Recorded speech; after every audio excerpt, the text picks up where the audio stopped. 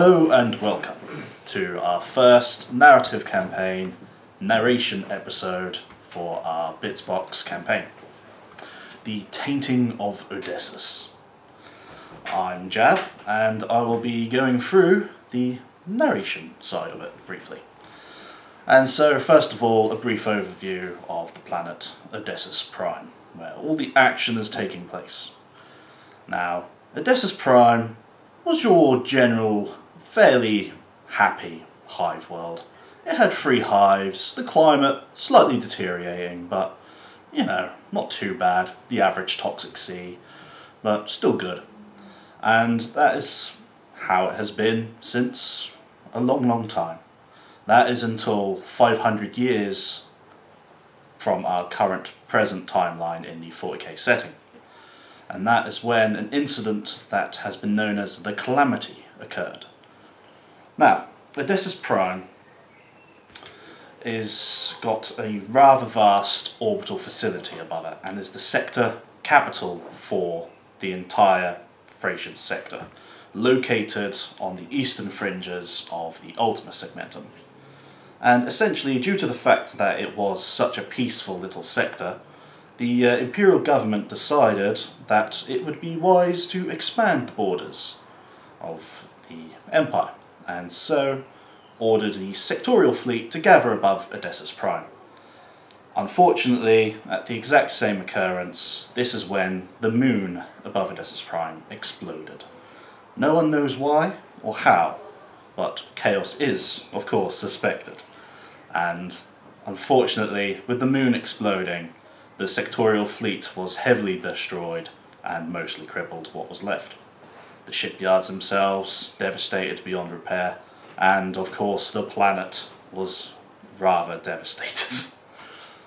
Luckily though, the first hive, Hive Primaris, which is the Imperial seat, that managed to actually raise their shields, because at the exact same time, Hive Tertius, the last of our 3 hives, actually declared independence, and thus launched forbidden atomic weaponry upon Hives Primaris and Hive Secundus.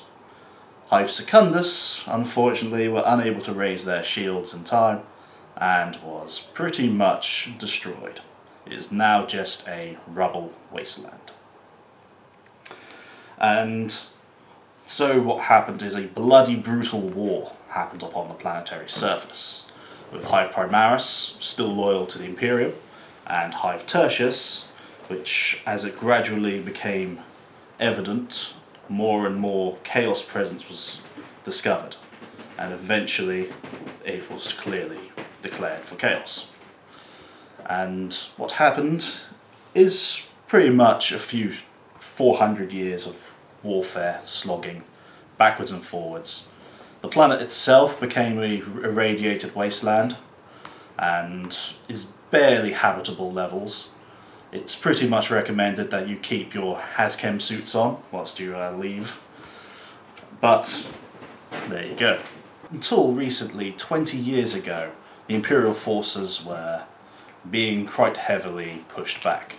And that is when 3 Krieg troop transports, that is the Death Corps Krieg, which arrived ahead of schedule due to the, vagaries of the warp. And, yes. And now they have arrived and luckily have held the Imperial forces' territories.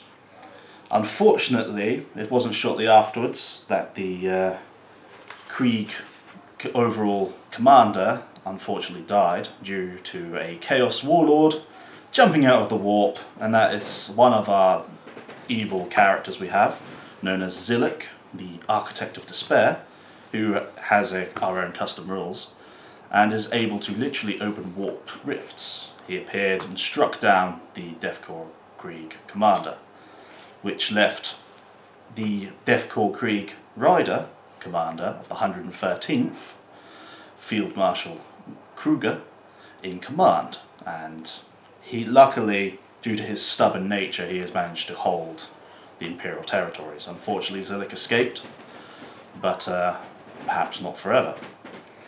And that was 20 years ago. Unfortunately now, at our current date, things have gone from bad to worse, and that the Imperial forces literally are being overrun.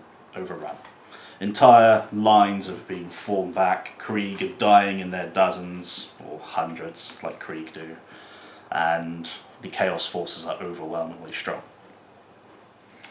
But salvation is at hand, for the full Crusade fleet has finally arrived.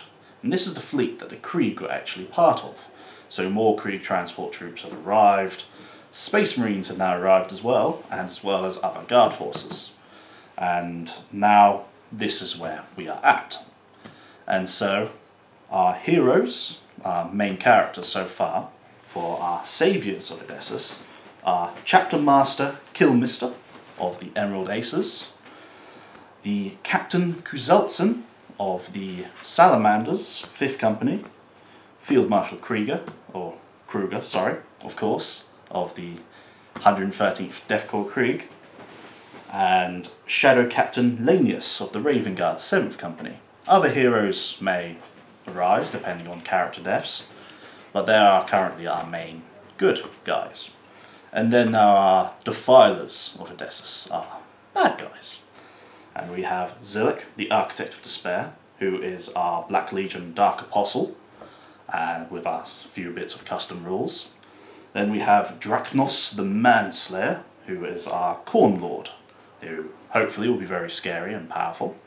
And then we have Malgren Glutwort, the Nurgle Sorcerer, sort of a Master of the Dead, you could say. And that is our main characters. So now we'll talk about the first 3 episodes. Our first 3 episodes actually occur at the exact same time.